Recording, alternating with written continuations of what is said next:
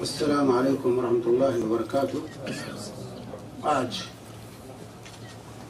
اس بابرکت محفل کے آغاز کے لیے میں جناب قاری عبید اللہ صاحب کو دعوت دوں گا کہ تلاوت کلام پاک سے آغاز سے۔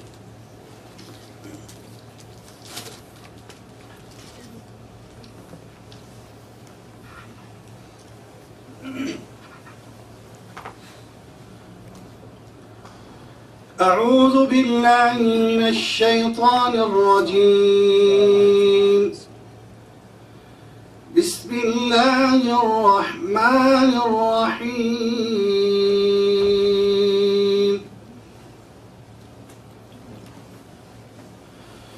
یا ایہا الذین آمنوا اطیعوا اللہ ورسولہ ولا تولوا عنہ وانتم تسمعون،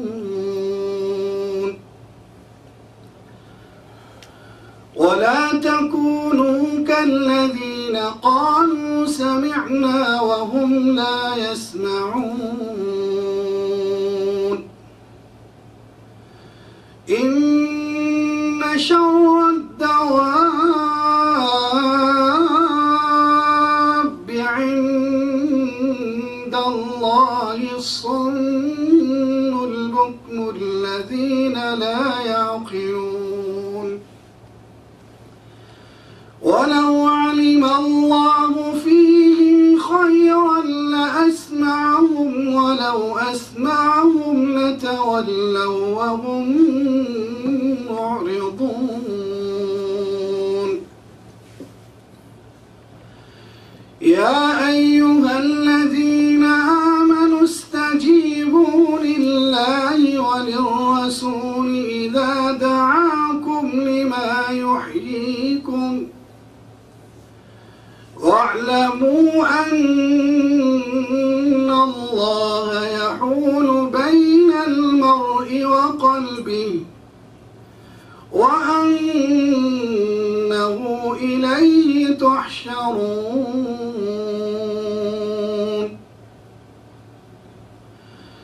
واتقوا فتنة لا تصيبن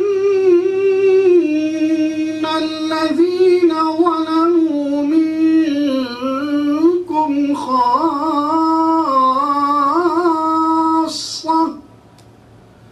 واعلموا أن الله شديد العقاب،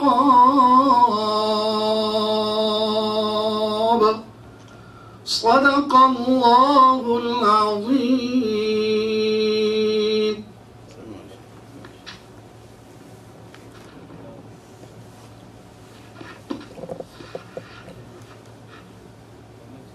محترم حاضرین، بزرگوں، دینی اور ملی بھائیوں، یہ میرے اور آپ کے لیے اور ہم سب کے لیے انتہائی خوشی اور مسرت کی بات ہے کہ آج ہم اپنے اندر عالم اسلام کی ایک علمی شخصیت کو پا رہے ہیں جن سے پوری دنیا واقف ہے، جن سے اور جن کے کام سے پوری دنیا واقف ہے۔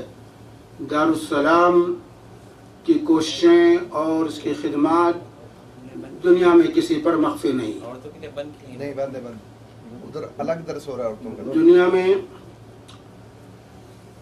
سلفی کتب کی نشر و اشاعت، سلفی منہج پر ہر زبان میں، اردو ہو، عربی ہو، انگلش ہو، ہندی ہو، مختلف زبانوں میں یہ کمال ہے دارالسلام کا کہ اس ادارے نے پوری دنیا میں سلفی لٹریچر سے پوری دنیا کے مکتبات کو اور گھروں کو بھر دیا۔ ایک دور تھا کہ ہم شکایت کرتے تھے کہ ہمارے پاس لٹریچر نہیں، سلفیوں کے پاس لٹریچر کی کمی ہے، اور دوسرے لوگ طنز بھی کیا کرتے تھے، لیکن اللہ تبارک و تعالی جزائے خیر دے ہمارے شیخ عبد المالک مجاہد حفظہ اللہ کو کہ ان کی کوششوں سے اللہ کا فضل اور احسان رہا کہ آج لٹریچر کی حیثیت سے آج ہم کسی کے محتاج نہیں ہیں۔ اور پوری دنیا میں آج ہمارا لٹریچر دارالسلام کے واسطے سے پہنچ رہا ہے۔ یہ بہت بڑی خدمت ہے دور حاضر میں جو ہمارے شیخ مجاہد صاحب نے کیا ہے اور کر رہے ہیں۔ اللہ تبارک و تعالی انہیں مزید اور خدمت کی توفیق عطا فرمائے۔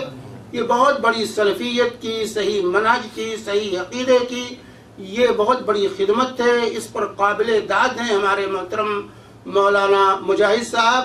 اللہ تبارک و تعالی ان کو جزائے خیر دے اور ان کی کوششوں کو قبولیت سے ہمکنار فرمائے اور ان کے میزان عمل میں ان کوششوں کو وزنی بنائے، اور ہم سب کو اس بات کی توفیق دے کہ ہم اس لٹریچر سے استفادہ کرنے والے اور اس کو عام کرنے والے بنے۔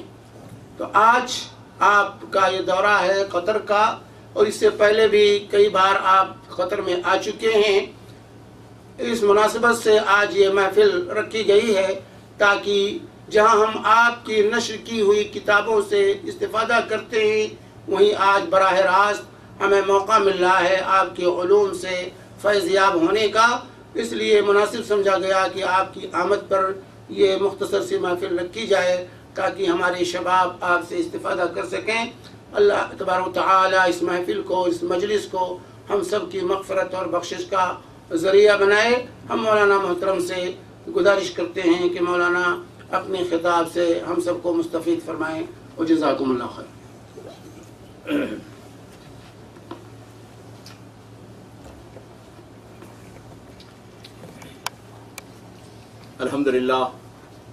الحمدللہ الذی ہدانا لہذا وما كنا لنہتدی لولا ان ہدانا اللہ، والصلاة والسلام علی اشرف الانبیاء محمد وآلہ واصحابہ اجمعین۔ اما بعد فاعوذ باللہ من الشیطان الرجیم، بسم اللہ الرحمن الرحیم۔ ومن احسن قولا ممن دعا الی اللہ وعمل صالحا وقال اننی من المسلمین۔ محترم جناب مولانا شمیم سلفی صاحب، جناب عبید اللہ صاحب، جناب عباس، جناب میرے عزیزوں، دوستوں، ساتھیوں، بھائیوں، بزرگوں، مولانا عبدالغفار بلوچی صاحب، اس میں کوئی شبہ نہیں ہے، یہ روایتی بات نہیں ہے، یہ یقیناً میرے لیے بڑی عزت اور شرف کی بات ہے کہ میں آج آپ حضرات کے درمیان بیٹھا اس عظیم الشان لائبریری کو دیکھ رہا ہوں، اس مکتب کو دیکھ رہا ہوں، آپ حضرات کے ساتھ گفتگو کرنے کا اللہ تعالیٰ نے موقع دیا ہے۔ میں شکر گزار ہوں محترم مولانا شمیم سلفی صاحب کا۔ آج ان کے بارے سے بات ہو رہی تھی، میں نے کہا کہ بھائی اس شہر کے اندر، دوحہ کے اندر کس نے سلفیت کے جھنڈے کو بلند کر رکھا ہے، تو مجھے بتایا گیا کہ مولانا شمیم سلفی صاحب نے۔ تو دل میں یقیناً ایک بار نہیں سینکڑوں بار آپ کے لیے دعائیں نکلی کہ اللہ تعالیٰ آپ کو صحت عطا فرمائے، آپ کو مزید توفیق عطا فرمائے۔ عزیزوں، دوستوں، ساتھیوں، میں حقیقت میں ایک طالب علم ہوں اور بنیادی طور پر ناشر ہوں دارالسلام کا۔ کچھ 26 سال ہو گئے ہم نے اس کا آغاز کیا تھا۔ آج اللہ کا شکر ہے کہ وہ گریجولی آہستہ آہستہ آگے بڑھ رہا ہے۔ میں اس لحاظ سے بھی آپ حضرات کا شکر گزار ہوں منتظمین کا کہ انہوں نے مجھے موقع دیا کہ میں آپ کے سامنے کچھ دل کی باتیں کر سکوں، اور مجھے خوشی ہے کہ میرے سامنے بہت سارے نوجوان، ہرچند کہ میں بھی اپنے آپ کو جوان ہی سمجھتا ہوں، ہاں جی، تو ہاں جی، بوڑھا کہنے والی کوئی بات تو نہیں ہے، تو نہ ہی میں ماننے کے لیے تیار ہوں۔ میرے عزیزوں، میں اکثر اپنے آپ کے بھی اور آپ کو بھی میں یہ بات کہوں گا کہ ہم زندگی میں کیوں نہ ایک ہدف مقرر کریں، اپنے آپ سے پوچھیں۔ ہو سکتا ہے کہ آپ کے دل میں سوال پیدا ہو کہ بھائی یہ دارالسلام کیوں بنایا گیا، کیسے بن گیا، اس کا آغاز کیسے ہوا۔ تو میں اس کا آپ کو مختصر جواب یہ دوں گا کہ میں ایک تو چھوٹے سے گاؤں میں پیدا ہوا۔ میں نے اپنی ایک سوانح عمری لکھی ہے، تو وہ کہا کرتے ہیں کہ سوانح عمری بڑے لوگوں کی ہوتی ہے، تو میں نے اس کے آغاز میں لکھا کہ میں نے صرف یہ اس لیے لکھی ہے تاکہ میں اپنی نوجوان نسل کو بتاؤں کہ ایک عام آدمی بھی اگر چاہے اللہ کے فضل و کرم کے ساتھ اور اپنی تھوڑی سی جدوجہد اور اپنی اس کے سامنے ایک ڈائریکشن مقرر کر لے تو آدمی بہت کچھ کر سکتا ہے۔ اور اس میں حصہ ڈالنے والی بات ہوتی ہے، آدمی جس حالت میں بھی ہو اس کے لیے ایک وقت آتا ہے اور سوچنا چاہیے کہ میں نے کل اللہ تعالیٰ کے حضور پیش ہونا ہے، تو پھر میں وہاں پہ جا کے کیا بات کروں گا، میری زندگی کے بارے میں سوال کیا جائے گا۔ बड़ी मशहूर हदीसें हैं, उलमा इकराम आपके पास बैठे हुए, मैं बिल्कुल आप इशारे के साथ बात करूंगा कि हमने देखिए, बात यह है कि जो सही किताब व सुन्नत की दावत है उसके लिए बेशुमार चैलेंजेस हैं, तहद्दियात बहुत ज्यादा हैं, मसाइल बहुत ज्यादा हैं, प्रॉब्लम बहुत ज्यादा हैं। लेकिन इसके बावजूद, इन सारी चैलेंजेस के बावजूद, इन तहद्दियात के बावजूद मैं आमतौर पर अपने साथियों से कहा करता हूं कि मोमन की मिसाल पानी की सी है।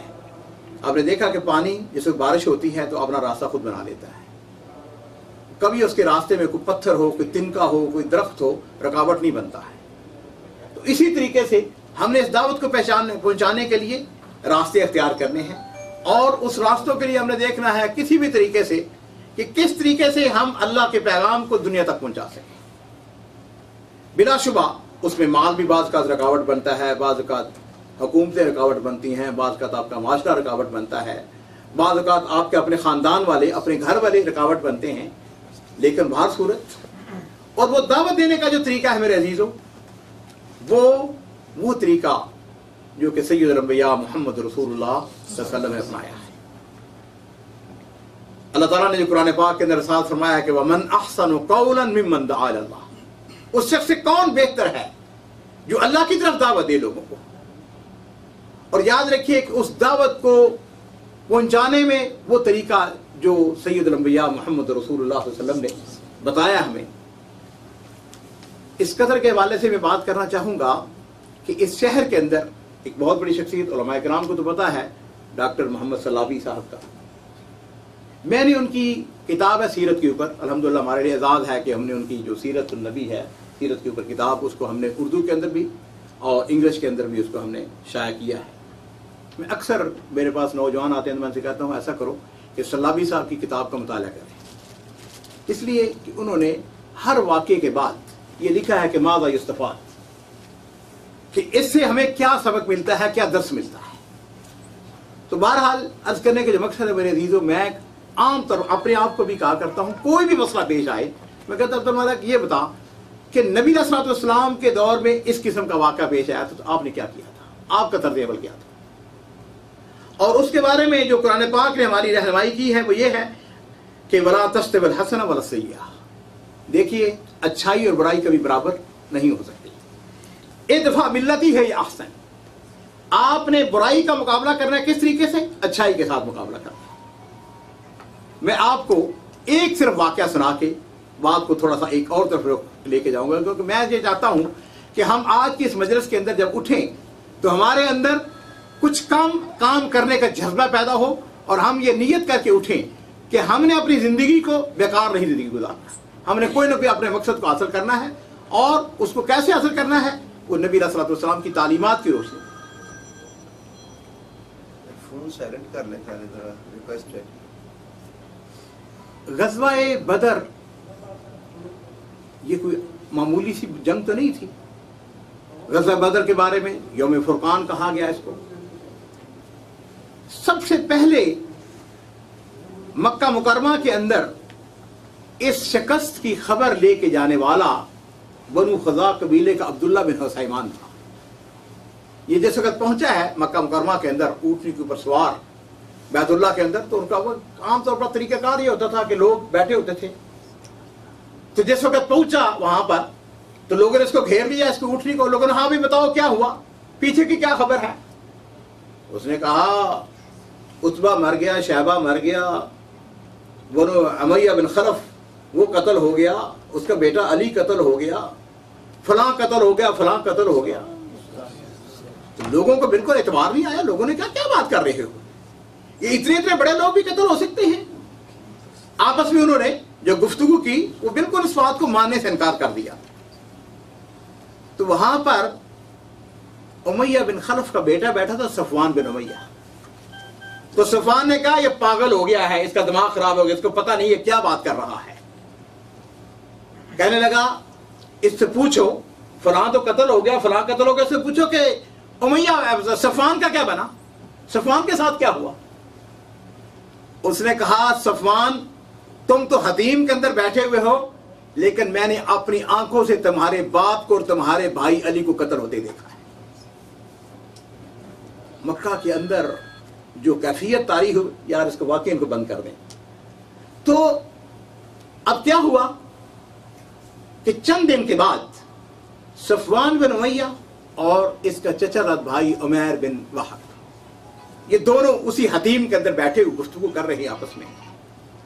गुफ्तगू करते उन्होंने कहा, यार बात सुनो, फलां के जाने के बाद, फलां के जाने के बाद, फलां के मरने के बाद, बुजुर्गों के जाने के बाद अब जिंदगी का कोई लुत्फ नहीं रहा। हाँ तो ठीक है। बाकी उमैर बिन वहब कहने लगा कि अगर मेरे ऊपर कर्जा ना होता और मुझे अपनी बीवी बच्चों का डर ना होता कि उनके बाद, मेरे मरने के बाद उनके साथ क्या सलूक होगा, मेरे ऊपर कर्जा भी है और मुझे अपनी बीवी बच्चों का भी है कि उनका कौन वाली वारिस होगा, तो मैं अभी जाऊं मदीना शरीफ के अंदर और जाके माअज़ अल्लाह नबी सल्लल्लाहु अलैहि वसल्लम को कत्ल करूं। मेरे पास वहां मदीने जाने का एक बहाना भी है, बड़ा माकूल बहाना है, और वो ये है कि मेरा बेटा मुसलमानों की कैद के अंदर है। सफवान ने जब ये बात सुनी, सफवान का चूंकि भाई कत्ल हुआ था, बाप कत्ल हुआ था, उसने कहा वाह वाह वाह, ये कौन सी बात है भाई, तुम ऐसा करो कि फौरन मदीने जाओ, जहां तक तुम्हारे कर्जे का मसला है कर्जा तुम्हारा मैं उतार दूंगा, और जहां तक ताल्लुक है तुम्हारे बीवी बच्चों का, तो जिस तरह मेरे बीवी बच्चे हैं जहां से वो खाते हैं वहां वो भी खाते रहेंगे।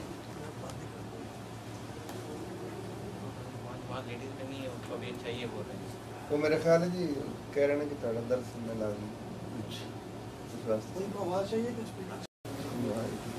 मेरा ख्याल है कि गुफ्तगू का दोबारा हम आगाज करते हैं। ठीक है जी। मैं यह कर रहा था कि इस्लामी तारीख का या दुनिया की तारीख का सबसे मकरूह मंसूबा बैतुल्लाह शरीफ के अंदर हतीम के अंदर बैठ के हो रहा है कि सफवान बिन उमैया और उमैर बिन वहब ये दोनों आपस में गुफ्तगू कर रहे हैं, और गुफ्तगू ये कर रहे हैं कि बुजुर्गों के मरने के बाद अब जीने का कोई मजा नहीं। तो उनमें से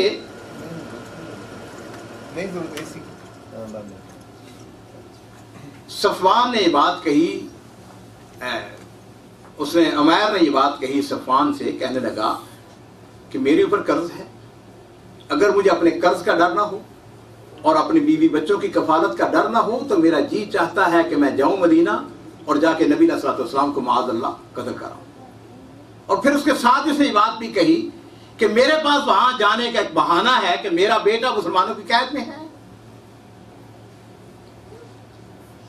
सफवान बिन उमैया ये मक्के का बहुत बड़ा ताजर था, असले का डीलर था, अमीर आदमी था, आपस में ये दोनों चचाजाद भाई भी थे। उसने कहा ये कौन सी बात तुम कर रहे हो, ये रही बात तुम्हारे कर्जे की, सारा तुम्हारा कर्जा मैं उतार दूंगा, और रहा ये मसला कि तुम्हारे बीवी बच्चों की कफालत का, तो जहां मेरे बच्चे खाएंगे वहां तुम्हारे बच्चे भी खाते रहेंगे, लेकिन तुम जाओ और जाके ये काम करो। उसने कहा ठीक है। घर आया उमैर, उसने आपके तलवार को निकाला, तलवार जरा उसको जंगलूद नजर आई, उसने उसको साफ किया, उसको जहर में बुझाया और आनन फानन मदीना शरीफ पहुंच गया।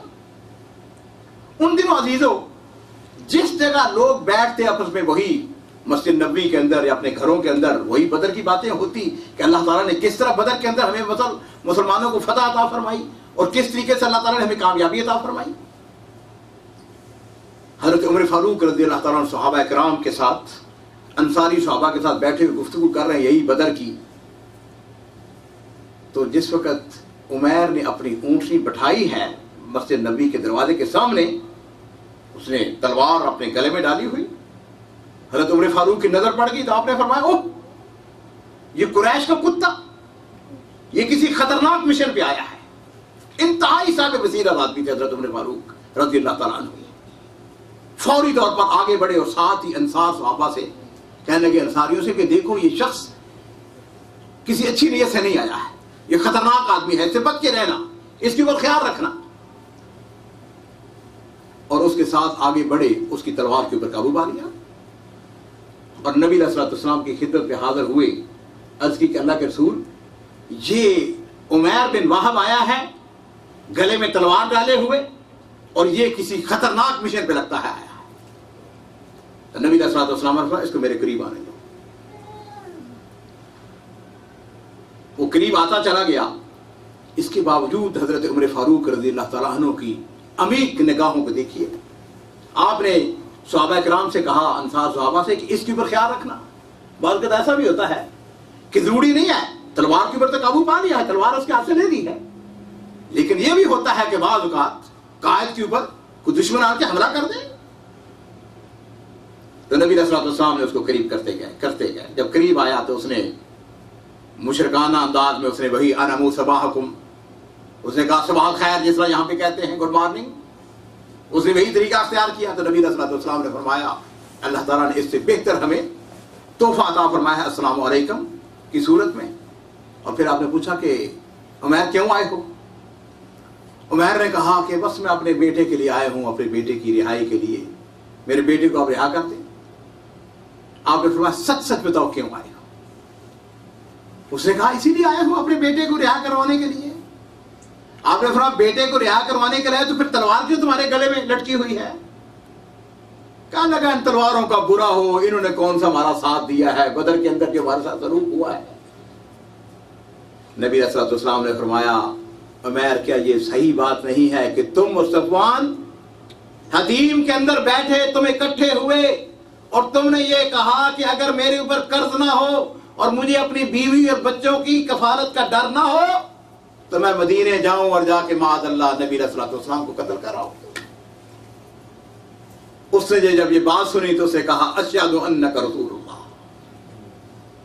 نے کہا میں گواہی دیتا ہوں کہ آپ اللہ کے رسول ہیں. اس نے کہا اللہ کی قسم یہ میرے اور صفوان کے علاوہ کسی تیسرے آدمی کو اس بات کا علم نہیں تھا، یہ جبریل ہیں جو آپ کو بتا کے گئے ہیں. اور پھر اس کے بعد اس نے کلمہ پڑھا، مسلمان ہو گیا.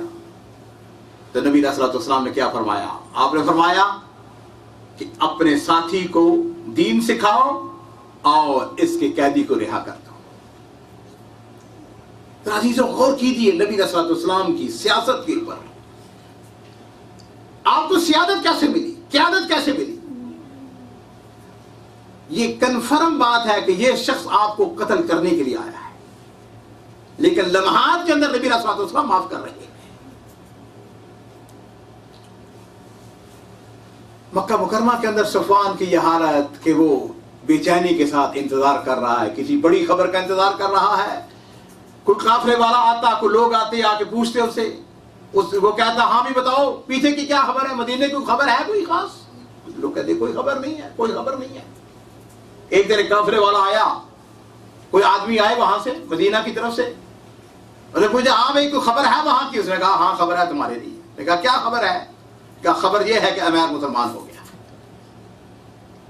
اس نے کہا اللہ کی قسم میں کبھی اس سے بات نہیں کروں گا، ساری زندگی اس سے بات نہیں کروں گا. عزیزوں وقت گزرتے دیر نہیں لگتی ہے. یہی عمیر بن وہاب کچھ دیر مکہ مدینہ شریف کے اندر رہا، کچھ نبی علیہ الصلوۃ والسلام کی صحبت اختیار کی، کچھ سیکھا، اور پھر ایک دن نبی علیہ الصلوۃ والسلام کی خدمت میں حاضر ہوا. آپ کی عرض کی کہ اللہ کے رسول میں نے اسلام کو نقصان پہنچانے کی ہر ممکن کوشش کرتا رہا، اب مجھ کو اجازت دیجیے میں مکہ مکرمہ واپس جانا چاہتا ہوں، اس لیے کہ وہاں پہ جو کمزور مسلمان ہیں، ضعیف ہیں، ان کے میں دستے بازو بننا چاہتا ہوں. آپ نے اجازت دے دی. 8 ہجری میں جب مکہ فتح ہوتا ہے تو نبی علیہ الصلوۃ والسلام جس طریقے سے بیت اللہ شریف میں داخل ہوئے ہیں اس کے بارے میں آپ سب کو علم ہے. ایک آدھ دن گزرا تو یہی عمیر بن وہب نبی علیہ الصلوۃ والسلام کی خدمت میں حاضر ہوا. صفوان، میں بات کو مختصر کرتے ہوئے، صفوان شکست کھا کے بھاگتا ہے اور گوا کے جدہ پہنچ جاتا ہے. وہاں پہ کسی کشتی کی تلاش میں ہے کہ وہ اس کو کشتی اس کو لے کے حبشہ چلے جائے، وہاں سے بھاگ جائے. عمیر بن وہب نبی علیہ الصلوۃ والسلام کی خدمت میں حاضر ہوا. کہنے لگا اللہ کے رسول میں آپ کی خدمت میں حاضر اس لیے ہوا ہوں کہ میں صفوان کی سفارش کرنا چاہتا ہوں کہ صفوان کو معاف کر دیں، اس کا امان دے دیں. نبی علیہ الصلوۃ والسلام نے فرمایا وہ آمن، اس کو امان دی جاتی ہے. اس نے کہا اللہ کے رسول پھر میں اس کو لے کے آنا چاہتا ہوں لیکن بڑا آدمی ہے, اپنی کو نشانی عطا فرمائیں. تو نبی علیہ الصلوۃ والسلام نے اپنی وہ پگ مبارک جس کو باندھ کے آپ مکہ شریف کے اندر داخل ہوئے تھے, آپ نے اپنی وہ پگ اتار کے دے دی, فرمایا کہ جاؤ یہ نشانی ہے اس کے لیے. میرے عزیزوں, میں جو آپ کو چیز بتانا چاہتا ہوں یہ ہے کہ ہم سب اپنے اپنے انداز میں دعوت کا کام کرتے ہیں, لیکن دیکھیے آپ نے دعوت کا کام کرنا ہے ان چیلنجز کو کس طریقے سے کہ جس طرح نبی علیہ الصلوۃ والسلام نے یہ آپ کے صحابہ کرام نے کیا ہے. عمیر بن وہب نبی علیہ الصلوۃ والسلام کی پگ مبارک کو بطور نشانی لے کے جدہ پہنچتا ہے, اور اس دوران میں صفوان بڑا آدمی تھا, عام آدمی تو نہیں تھا. صفوان کسی کشتی کی تلاش میں ہے, جہاز کی تلاش میں ہے جو اس کو لے کے جائے. تو جس وقت عمیر اس کے قریب پہنچا تو اس نے دور سے یہ بات کی, اس نے کہا اغربنی فلا تکلمنی, اس نے کہا بھاگ جاؤ, خبردار میرے قریب آنے کی کوشش نہ کرنا, میرے ساتھ بات نہ کرنا. لیکن میرے عزیزو, اس وقت جو بات کہی اس نے عمیر نے وہ انداز ذرا ملاحظہ کیجیے. کہتے اے صفوان فداک ابی و امک, اور صفوان میرے ماں باپ قربان ہو تیرے اوپر. پھر وہ کہتا ہے خبردار میرے ساتھ بات نہ کر. تو پھر وہ کہتا ہے اے صفوان فداک ابی و امی اللہ فی نفسک, کیوں اپنی جان کے در گئے ہو, کیوں اپنی آپ کی جان کو ہلاکت میں ڈال رہے ہو. میرے ماں باپ تجھ پہ قربان ہو, میری بات تو سنو. اللہ فی نفسک ان تہلکھا, اپنی جان کو کیوں ہلاکت میں ڈال رہے ہو, کیوں اپنے آپ کو قتل کروانا چاہتے ہو. پھر اس نے بات کہی, اس نے کہا بھاگ جو میرے ساتھ بات نہ کرو. پھر دوبارہ وہ اسی الفاظ کو, اے صفوان فداک ابی و امی, میرے ماں باپ تو پہ قربان ہو, میری بات تو سنو. اور پھر وہ نبی علیہ الصلوۃ والسلام کی صفتیں, آپ کا اخلاق کس انداز میں بیان کرتا ہے. وہ کہتا ہے هو افضل الناس, نبی علیہ الصلوۃ والسلام کے بارے میں کہتا ہے کہ هو افضل الناس, سب سے زیادہ افضل ہے. وابر الناس, واحلم الناس, وخیر الناس, سب سے زیادہ نیکی کرنے والے, سب سے زیادہ بہتر, سب سے زیادہ حلیم. ابن امک, وہ کوئی عام آدمی نہیں ہے, کوئی دور کی بات نہیں. ابن امک, تیرے چچا زاد بھائی ہیں. عزہ عزک, اس کی عزت تیری عزت ہے. وشرفہ شرفک, اس کی سربلندی تیری سربلندی ہے. وملکہ ملکک, اس کی بادشاہی تیری بادشاہی ہے. صفوان نے جب یہ صفتیں سنی تو کہنے لگا انی اخاف علی نفسی, مجھے اپنی جان کا ڈر ہے کہ کہیں ایسا نہ ہو میں تمہارے ساتھ چلا جاؤں اور مجھ کو وہاں پہ قتل کر دیا جائے, اس لیے کہ میرے جرائم کی بڑی لمبی فہرست ہے. یہ جنگی مجرم تھا. اور اس موقع پہ عمیر نے نبی علیہ الصلوۃ والسلام کی پگ دکھا کے کہا یہ دیکھو میں تمہارے لیے امان لے کے آیا ہوں, اور یہ نشانی کے طور پر ان کی پگ ہے, میرے ساتھ تو چلو. اس کو تیار کیا, بیت اللہ شریف کے اندر پہنچتے ہیں. صفوان کو سیف لے کے آیا عمیر, اور نبی علیہ الصلوۃ والسلام بیت اللہ شریف کے صحن میں بیٹھے ہوئے ہیں, اور اس کی حالت یہ ہے, اس شان سے آیا, بڑا آدمی تھا, گھوڑے کے اوپر سوار, اور اس کی کنیت تھی صفوان کی ابا وہب. عربوں کے ہاں یہ عادت ہے جس کو عزت, جس کو مرتبہ, جس کو مقام دینا ہو نا, اس کو کنیت سے پکارتے ہیں. تو نبی علیہ الصلوۃ والسلام کے پاس جس وقت آیا تو یہاں پہ میں ایک اضافہ کرنا چاہوں گا کہ جس وقت اس نے بات کہی نا صفوان نے کہ انی خشیت علی نفسی, مجھے اپنی جان کا ڈر ہے, تو اس نے کہا هو احلم من ذلک واکرم. اس نے کہا کس قسم کی بات کرتے ہو, تمہارے تصور سے بھی کہیں زیادہ نبی علیہ الصلوۃ والسلام جو ہیں وہ لوگوں کے ساتھ اچھا سلوک کرنے والے، لوگوں کے ساتھ رعایت کرنے والے، لوگوں کو معاف کرنے والے ہیں، تم چلو تو صحیح۔ یہ گھوڑے کے اوپر سوار نبی علیہ السلام کے پاس پہنچا تو عمیر کی طرف اشارہ کر کے نبی علیہ السلام کو کہنے لگا کہ یہ بات مجھ کو کہتا ہے کہ آپ نے مجھ کو امان دی ہے، کہ یہ بات درست ہے؟ تو نبی علیہ السلام اور سے ساتھ اس نے کہا کہ اگر آپ نے امان دی ہے پھر سنو۔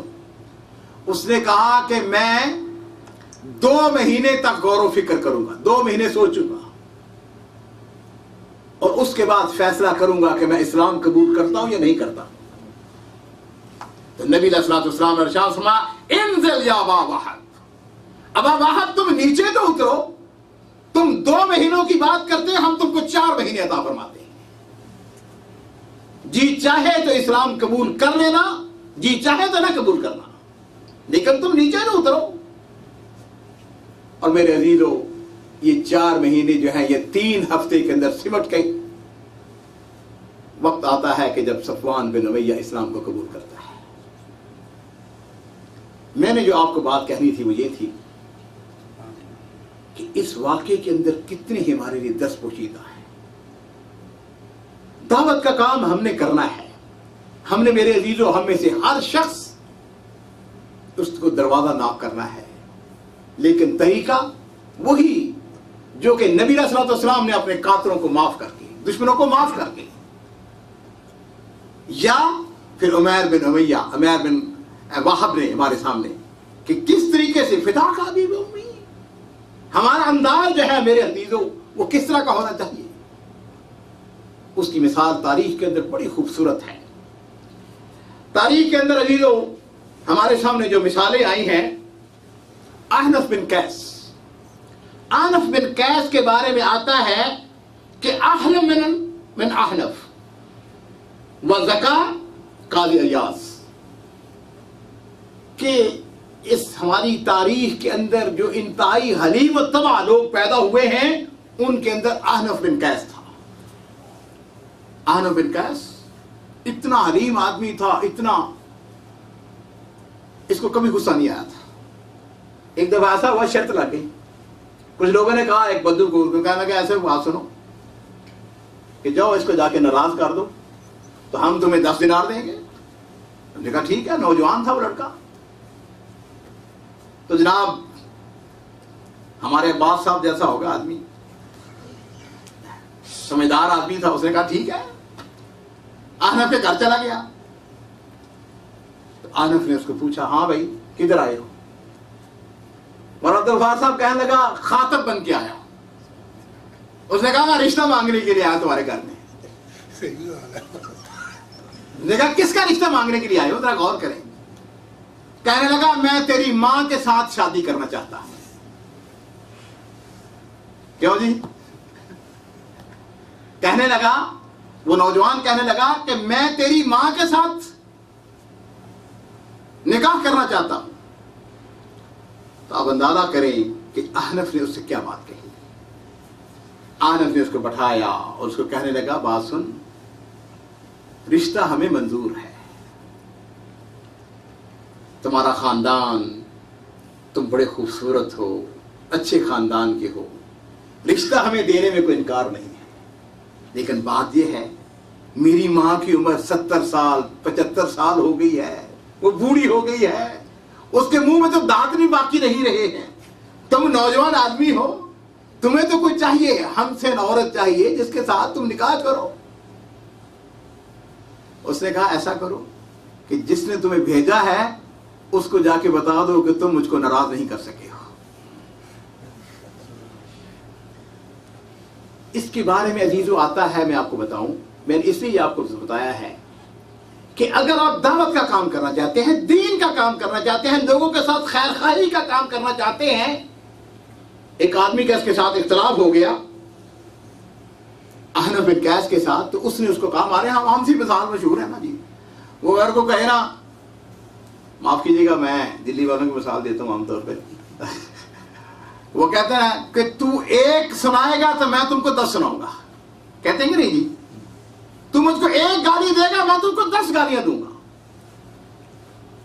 اس کے پاس جس کے ساتھ جھگڑا ہوا تو اس نے اس کو کہا، کہنے لگا لئن قلت واحدۃ لتسمعن عشرا، کہنے لگا سنو احنف، اگر تم مجھ کو ایک گالی دو گے تو میں تمہیں ایک کے بدلے میں 10 گالیاں دوں گا۔ اب ذرا احنف کا جواب سنیے، کہنے لگا وَلَكِنَّكَ إِن قُلْتَ عَشَرًا لَمْ تَسْمَعْ وَاحِدًا، کہنے لگا بات یہ ہے کہ تم مجھ کو 10 گالیاں دو گے، ان 10 کے بدلے میں ایک میں نہیں سنو گے۔ عزیزو، یہ ہے دعوت کا اسلوب، یہ ہے دعوت کا انداز۔ ادفع باللتی ہی احسن۔ جس وقت آپ اچھے طریقے سے، اچھے اسلوب سے دشمن کے ساتھ، مخالف کے ساتھ گفتگو کریں گے، اس کو محبت کے ساتھ، تو پھر کیا ہوگا؟ فَإِذَا الَّذِي بَيْنَكَ وَبَيْنَهُ عَدَاوَةٌ، پھر جس کے ساتھ تمہارا مخاصمہ ہو رہا ہے، جھگڑا ہو رہا ہے، مناظرہ ہو رہا ہے، اختلاف ہو رہا ہے، بحث ہو رہی ہے، گفتگو ہو رہی ہے، وہ کیا ہے؟ فَإِذَا الَّذِي بَيْنَكَ وَبَيْنَهُ عَدَاوَةٌ كَأَنَّهُ وَلِيٌّ حَمِيمٌ۔ اور پھر فرمایا وَمَا يُلَقَّاهَا إِلَّا الَّذِينَ صَبَرُوا وَمَا يُلَقَّاهَا إِلَّا ذُو حَظٍّ عَظِيمٍ۔ یہ جو ہے یہ عام آدمی کو نہیں ملتا، یہ مقام، یہ مرتبہ۔ تو میرے عزیزو، میں آپ کو آج کے اس درس کے اندر اس بات کے لیے تیار کرنا چاہتا ہوں، ہم میں سے ہر شخص یہ سوچے کہ میں نے اس دعوت کو پہنچانے کے لیے کتنا وقت دیا ہے، کتنی قربانی دی ہے۔ کیا کبھی ایسا بھی وقت آیا ہے؟ ہمارے ریاض کے ایک بڑے عظیم اسکالر ہیں، بڑی خوبصورت کتاب لکھی ہے ڈاکٹر عائد القرنی نے، لا تحزن ڈونٹ بی سیڈ کے نام سے، بڑی مشہور عالم کتاب ہے، اس کی کئی ملین کاپی شائع ہو چکی ہیں۔ اس کے اندر بڑا خوبصورت انہوں نے واقعہ لکھا ہے۔ وہ کہتے ہیں کہ حرم شریف کے اندر ہم نماز کے لیے بیٹھے ہوئے ہیں، ظہر کی نماز کے لیے، لوگ انتظار کر رہے ہیں ظہر کی نماز کا، اذان ہونے والی ہے، صفے بنا کے لوگ بیٹھے ہوئے ہیں۔ ایک بوڑھا بابا اٹھتا ہے اور اٹھ کے جا کے کولروں میں سے پانی بھرتا ہے، 2 گلاس بھر کے لا کے، تو وہ ایک سائڈ پہ جو لوگ بیٹھے ہوئے ان کو پانی پلانا شروع کر دیتا ہے۔ 2 آدمیوں کو دیا، پھر وہ آ جاتا ہے، پھر گلاس بھر کے لے آتا ہے، پھر دیتا ہے، لوگ انتظار میں ہیں کب ان کی باری آئے۔ اگر دیو غور کیجیے، بظاہر دیکھا جائے بڑا معمولی سا کام ہے، لیکن میرے عزیزو، نیکی حاصل کرنے کا اس بابے نے، اس بوڑھے آدمی نے، وہ جو وقت اس کو ملا ہے اس نے اس کو ضائع نہیں کیا ہے۔ آپ کو نہیں معلوم کہ جس وقت آپ دعوت کا کام کرنے جا رہے ہیں وہ ہو سکتا ہے کہ وہ نہیں دعوت کا وقت ہو۔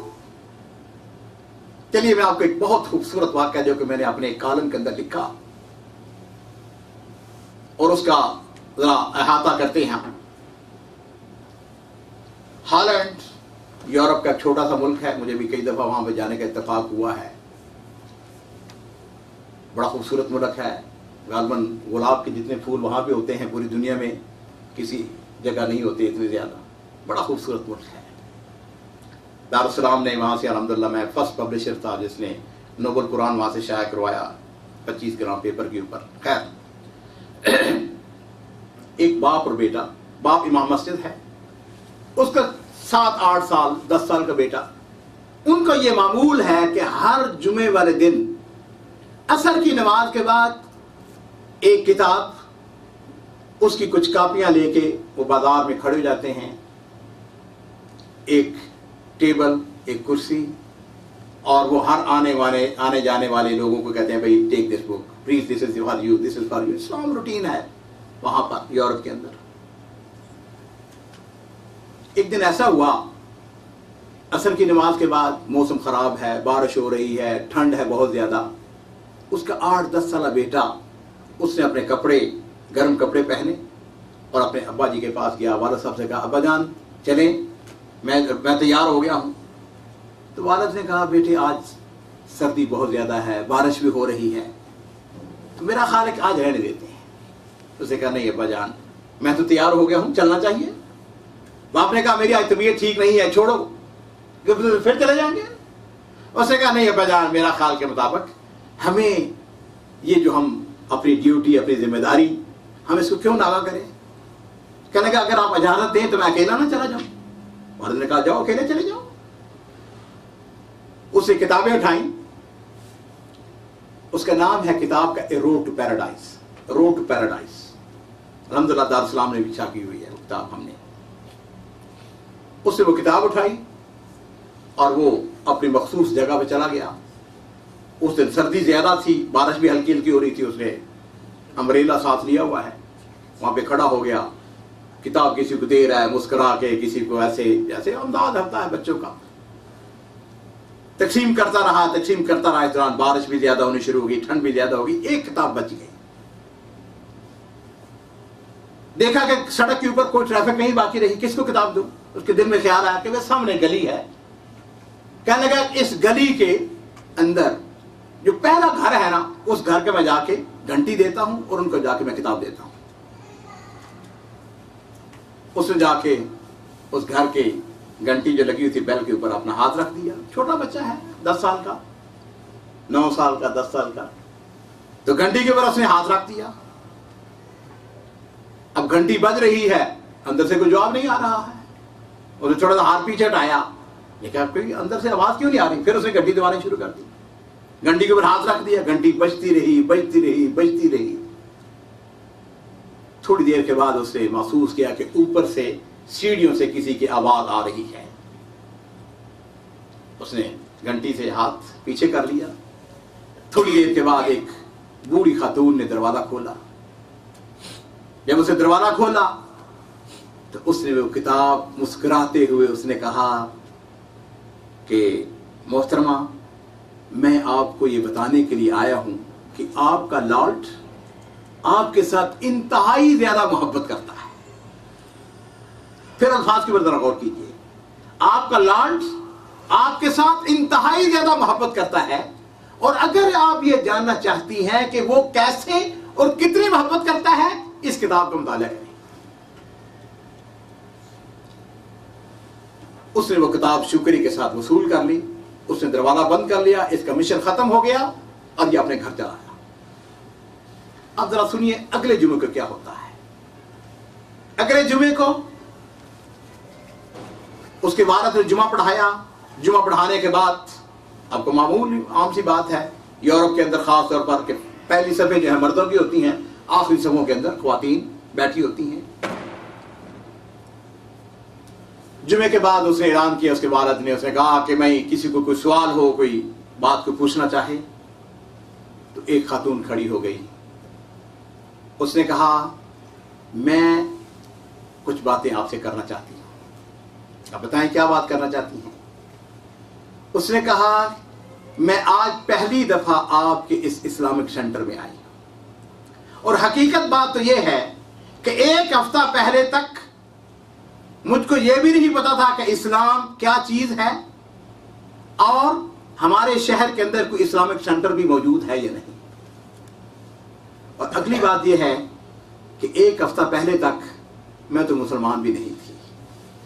میں اپنے اس ننھے دائی کا شکریہ ادا کرنے کے لیے آئی ہوں جس نے مجھ کو دین کی راہ پہ ڈالا ہے. اور پھر اس نے اپنا واقعہ سنایا. اس نے کہا چند مہینے گزرے ہیں, میرے خامد کی ڈیتھ ہو گئی. ہمارا کسی کے ساتھ ملنا جلنا نہیں تھا, نہ ہماری کوئی اولاد تھی. میں اکیلی تھی گھر میں. اپنے خامد کے مرنے کے بعد میں اور زیادہ اداس ہو گئی, اور زیادہ اکیلی ہو گئی. ہمارا کسی کے ساتھ آنا جانا بھی نہیں تھا. ہوا یوں کہ میں نے کچھ عرصہ پہلے سوچنا شروع کیا کہ کیوں نہ میں اپنے آپ کو ہینگ کر لوں, پھانسی لے لوں, اور میں اپنی جان ختم کر لوں. چنانچہ کہتی ہے کہ میں سوچتی رہی اس بات کے اوپر, اور پھر میں نے یہ فیصلہ کیا کہ پچھلا جو جمعہ ہے اس جمعے کو میں نے فیصلہ کیا کہ میں آج پھانسی لے لوں. میں بازار میں گئی, میں نے وہاں سے رسی خریدی.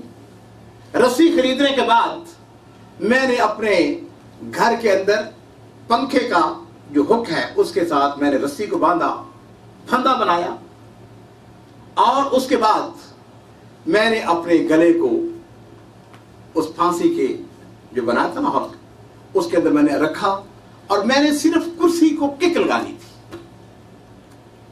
اور اسی دوران میں نے سنا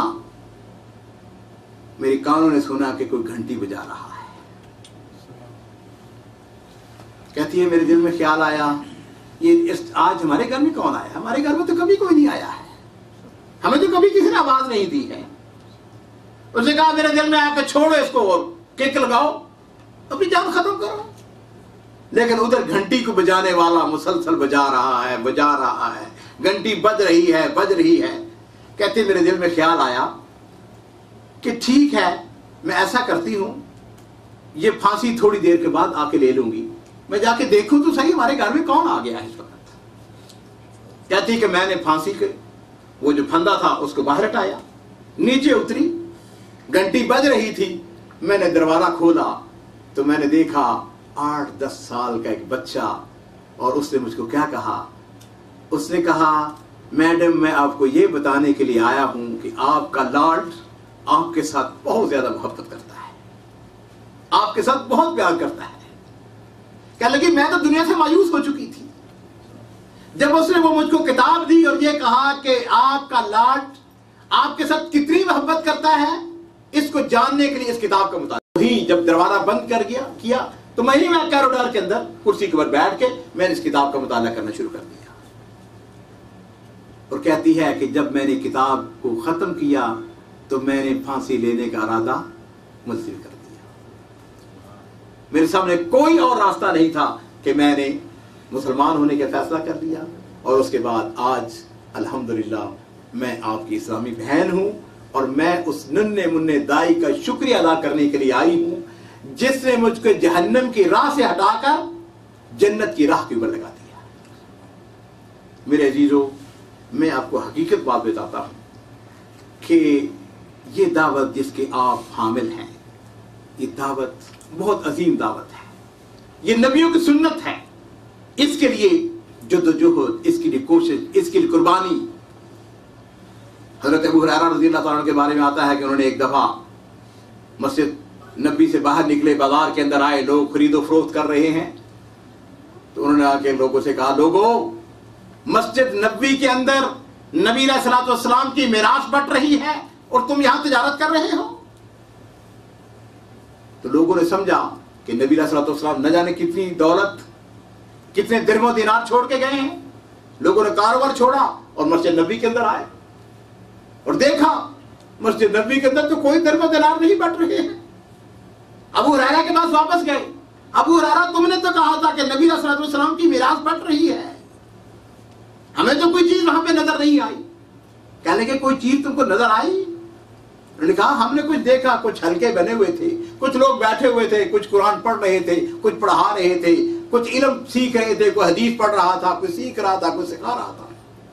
کہنے کہ خدا کے بندو یہی تو نبی علیہ الصلوۃ والسلام کی میراث ہے.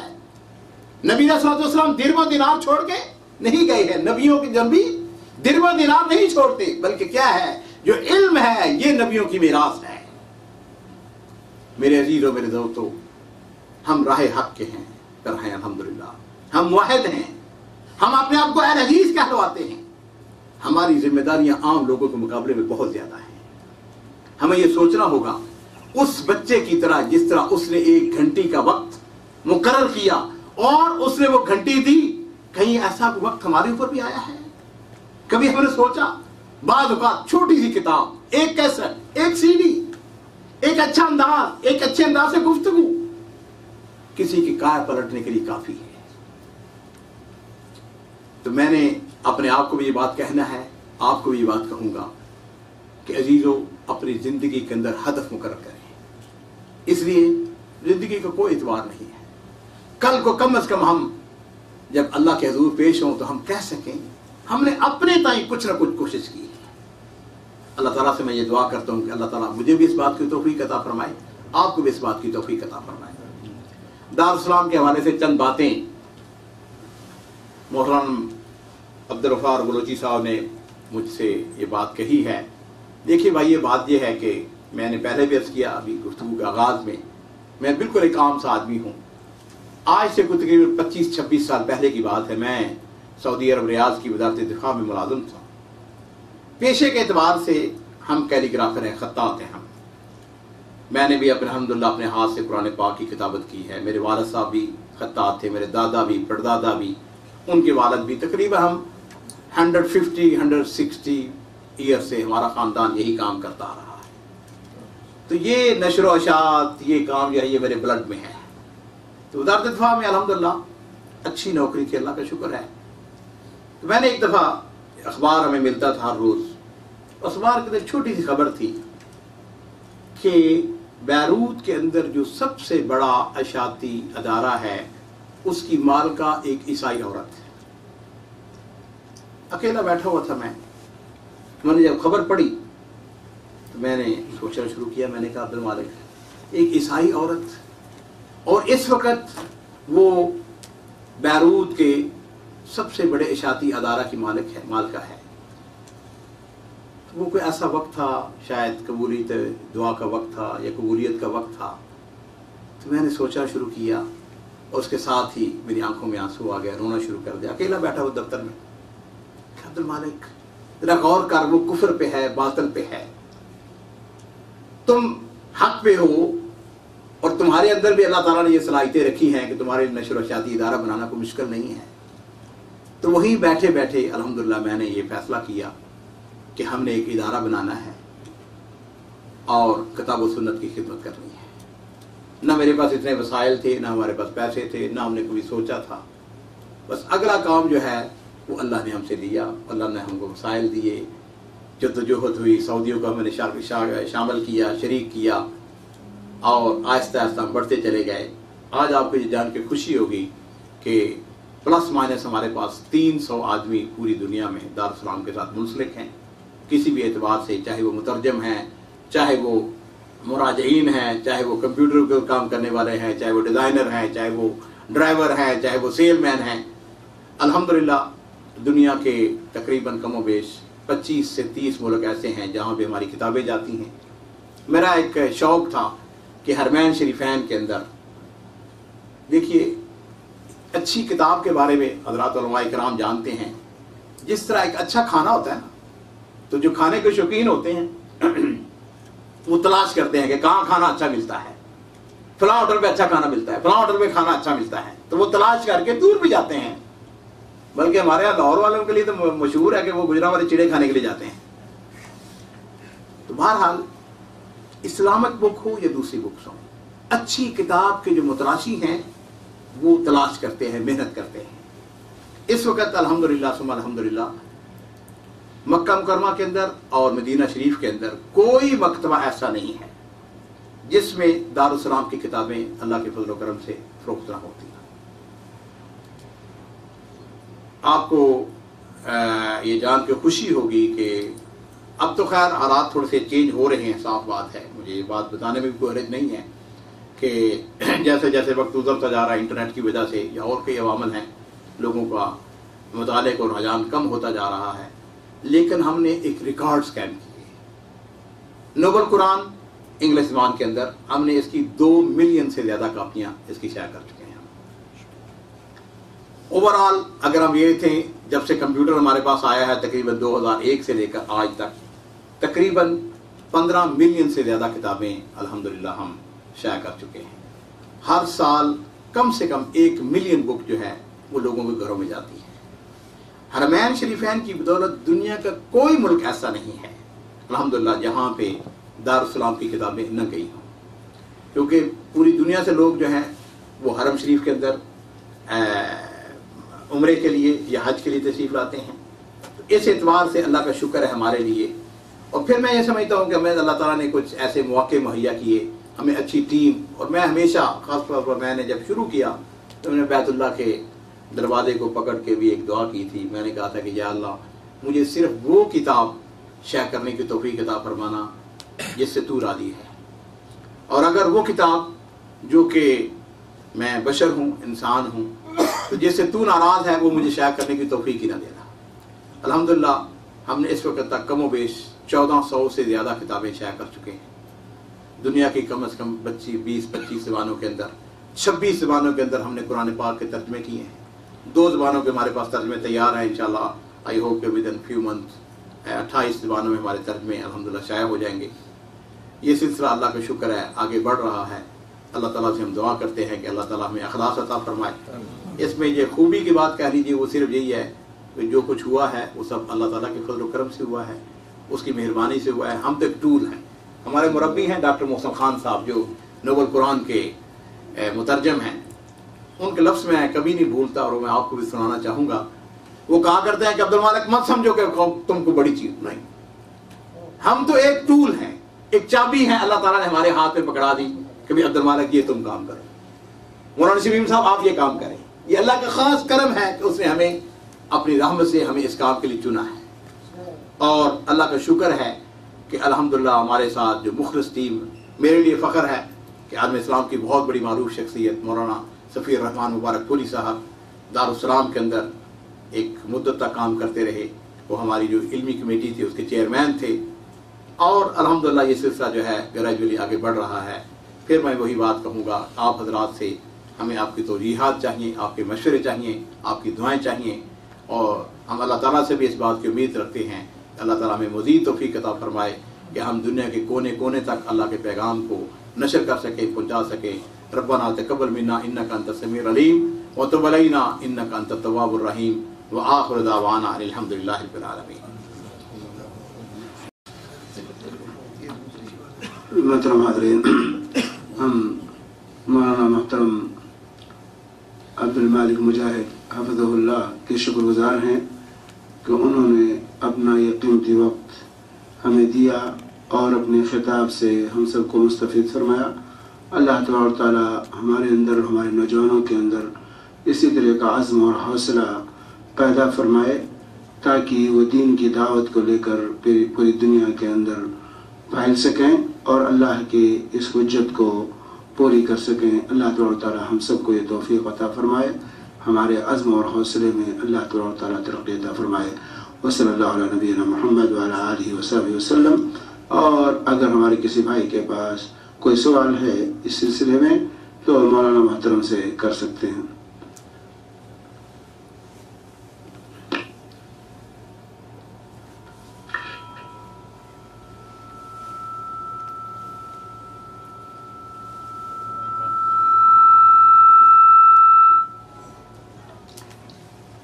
قطر میں چالو کرنا چاہ رہے ہیں جی انشاءاللہ دعا کریں گے.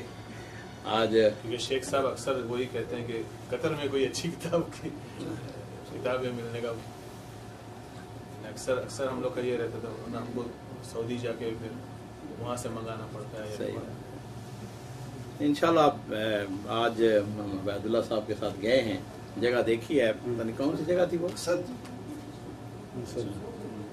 وہاں پر کوئی مال بن رہا ہے. جی میں نے دیکھا ہے, بارہ جگہ تو معقول نظر آئی. دیکھیں انشاءاللہ, یا کوئی اور بھی کسی ساتھی کے ذہن میں ہو کوئی اچھی جگہ. بروا میں بھی ہے, جیسا انہوں نے کہا نا, اگر نام آپ اپنی پہچان رکھے پہنچائے گا. بہرحال یہ ہے کہ اگر جو کام دیکھیے, اگر وسط سوق ہو نا تو اچھا ہے, پارکنگ کا پرابلم زیادہ نہ ہو, تو جہاں پہ عام آدمی کی پہنچ ہے تو وہ بہتر چیز ہے.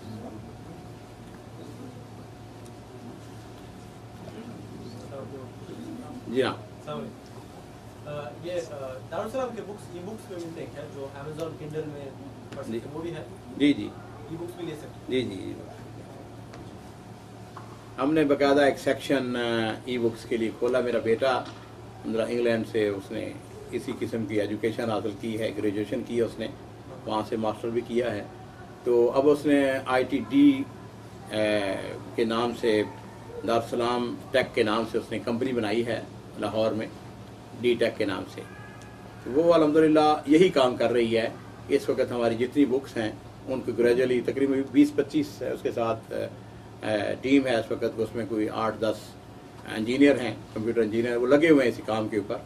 بظاہر لگتا یہی ہے کہ اتنا آسان کام ہے, لیکن اتنا آسان نہیں ہے. جس وقت اس کا آدمی داخل ہوتا ہے پھر اندازہ ہوتا ہے کہ خاصا, لیکن الحمدللہ وہ یعنی ہمیں امید ہے کہ کافی کتابیں انہوں نے دی بھی ہیں مارکیٹ کے اندر. اور اصل میں کچھ ایسے چیلنجز ہیں اس کے اندر ٹیکنیکلی طور پر, لیکن وہ الحمدللہ ٹیم مسلسل ماشاءاللہ لڑکے جو ہیں خاص طور پر جی نوجوان ہمارے, وہ صبح سویر سے لے کر رات گیا تک بیٹھ کے کام کرتے ہیں. بڑی خوشی ہوتی ہے ماشاءاللہ ان کے کام کو دیکھ کے انشاءاللہ.